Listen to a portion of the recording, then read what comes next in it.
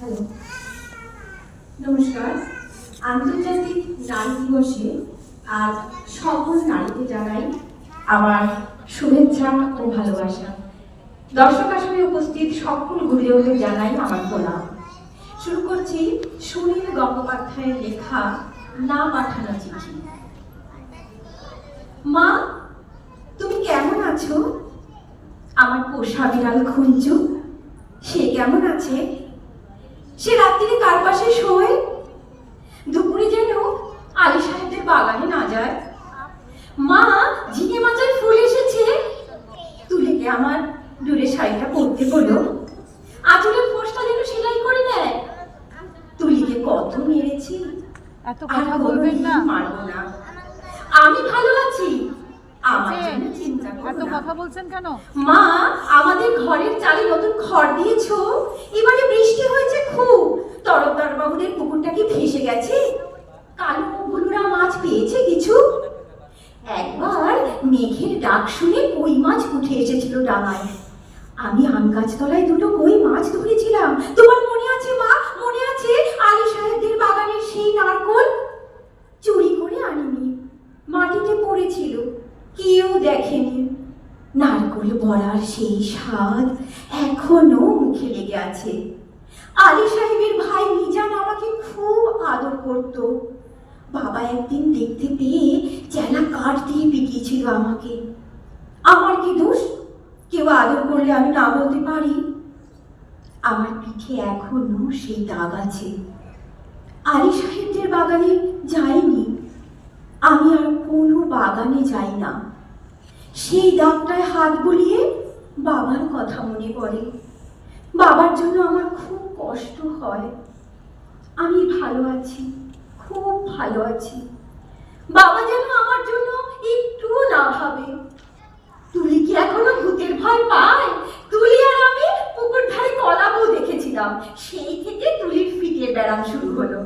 দাদা সেই কলা গাছটা কেটে ফেললো, আমি কিন্তু ভয় পাইনি। তুলিকে কত খেপিয়েছি। আমার আবার মাঝরাত্রে সেই কলা বউ দেখতে ইচ্ছা করে। হ্যাঁ, ভালো কথা। দাদা কোনো কাজ পেয়েছে? নকুর বাবু যে বলেছিল বহরমপুরে নিয়ে যাবে। দাদাকে বলো, ওর ওপর আমি রাগ করিনি। রাগ পুষে রাখলে মানুষের বড় কষ্ট। আমার শরীরে আর রাগ নেই, আমি আর এক ফোঁটাও কাঁদি না। মা, আমি রোজ দোকানের খাবার খাই। হোটেল থেকে দুবেলা আমার খাবার এনে দেয়। মাংস মুখে দিই আর তুলির কথা, কালী ফুলের কথা মনে পড়ে। তোমাদের গ্রামে পটল পাওয়া যায় না, আমি আলু পটলের তরকারি খাই, পটল ভাজাও খাই। হোটেলে কিন্তু কখনো শাক রান্না হয় না। পুকুর পাড় থেকে তুলি আর আমি তুলে আনতাম কলমি শাক। কি ভালো, কি ভালো। বিনা পয়সায় কোনোদিন আর কলমি শাক আমার ভাগ্যে জুটবে না। জোর হাওয়া দিলে তাল গাছের পাতা সরসর করে, ঠিক বৃষ্টির মতন শব্দ হয়। এই ভাদর মাসে তাল পাকে, ঢিপ ঢিপ করে তাল পড়ে। বাড়ির তাল গাছ দুটো আছে তো। কালুর তালের বড়া বড় ভালোবাসে, একদিন বানিয়ে দিও। তেলের খুব দাম জানি, তবু একদিন দিও। আমাকে বিক্রি করে দিয়ে ৬,০০০ টাকা পেয়েছিলেন, তা দিয়ে একটা গরু কেনা হয়েছে তো। সেই গরুটা ভালো দুধ দেয়। আমার মতন মেয়ের চেয়ে গরু অনেক ভালো। গরুর দুধ বিক্রি করে সংসার সুসার হয়, গরুর বাছুর হয়, তাতেও কত আনন্দ হয়। বাড়িতে কন্যা সন্তান থাকলে কত জ্বালা। দুবেলা ভাত দাও রে, শাড়ি দাও রে, বিয়ের জোগাড় করো রে, হাবুল মিজান শ্রীধরদের থাবা থেকে মেয়েকে বাঁচাও রে। আমি কি বুঝি না? সব বুঝি। কেন আমাকে বিক্রি করে দিলে তাও তো বুঝি। সেই জন্যই তো আমার কোনো রাগ নেই, অভিমান নেই। আমি তো ভালোই আছি, খেয়ে পড়ে আছি। তোমরা ওই টাকায় বাড়িঘর সারিয়ে নিও ঠিকঠাক। কালী হলুকে স্কুলে পাঠিও, তুলিকে ব্রজেন ডাক্তারের ওষুধ খাইও। তুমি একটা শাড়ি কিনো, বাবার জন্য একটা ধুতি। তাদের একটা ঘড়ির শখ, তাকে ওই টাকায় কুলোবে? আমি কিছু টাকা জমিয়েছি, সোনার দুল গড়িয়েছি। একদিন কি হলো জানো মা? আকাশে খুব মেঘ জমেছিল। দিনের বেলা ঘুরঘুরতি অন্ধকার। মনটা মনটা হঠাৎ কেমন কেমন করে উঠল। দুপুরবেলা চুপি চুপি বেরিয়ে ট্রেনে চেপে বসলাম। স্টেশনে নেমে দেখি একটা মাত্র সাইকেল রিক্সা। খুব ইচ্ছে হলো একবার বাড়িটা দেখে আসি। রথতলার মোড়ে আসতেই কারা যেন চেঁচিয়ে উঠল, কে যায় কে যায়? দেখি যে হাবুল শ্রীধরদের সঙ্গে তাস খেলছে দাদা। আমাকে বলল, হারামজাদি, কেন ফিরে এসেছিস? আমি ভয় পেয়ে বললাম, ফিরে আসেনি গো, থাকতেও আসেনি, একবার শুধু দেখতে এসেছি। হাবুল বলল, এটা একটা বেবুসে মাগি। কি করে জানলো বলো তো? তাকে আমার গায়ে লেখা আছে। আর একটা ছেলে, চিনি না, বলল, ছি ছি ছি ছি, গায়ের বদনাম। হাবুল রিকশাওয়ালাকে চোখ রাঙিয়ে বলল, ফিরে যা। আমি বললাম, দাদা, আমি মায়ের জন্য কটা টাকা এনেছি, আর তুলির জন্য। দাদা টেনে এক চড় কষালো আমার গালে। আমার বিক্রির টাকা হকের টাকা, আর আমার রোজগারের টাকা নোংরা টাকা। দাদা সেই পাপের টাকা ছোঁবে না। ছিনিয়ে নিল শ্রীধর।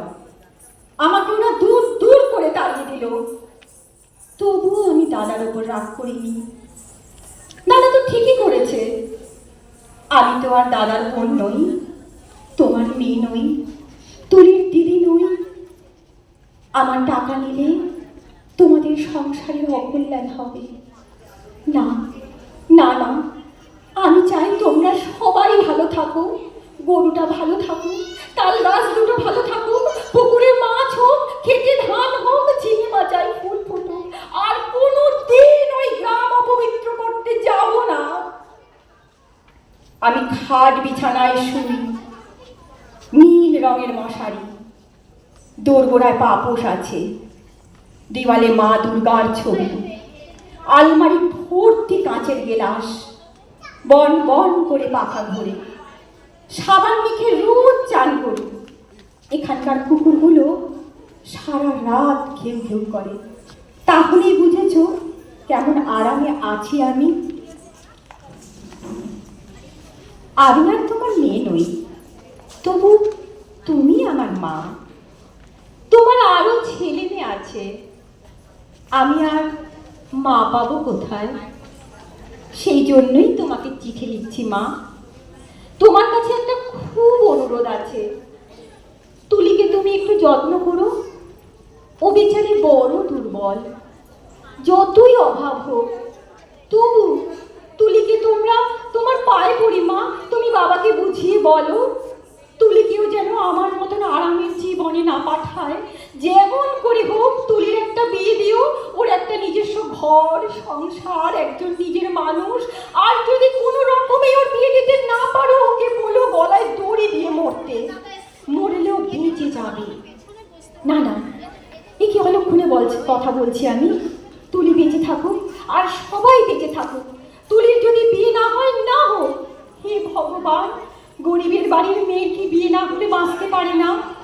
দুপায়ে জোর হলে তুলি কোথাও চলে যাক, মাঠ পেরিয়ে, জলা পেরিয়ে, জঙ্গল পেরিয়ে, আরো দূরে যেদিকে দু চোখ যায়, এমন জায়গা নিশ্চয়ই কোথাও আছে, কোথাও না কোথাও আছে, যেখানে মানুষেরা সবাই মানুষের মতো আছড়ে দেয় না, কামড়ে দেয় না, গায়ে ছ্যাঁকা দেয় না, লাথি মারে না। যেখানে একটা মেয়ে শুধু মেয়ে নয়, মানুষের মতো বাঁচতে পারে। মা, তুমি আমার মা। আমি হারিয়ে গেছি, তুলিকে তুলি যেন আমার মতো না হয়।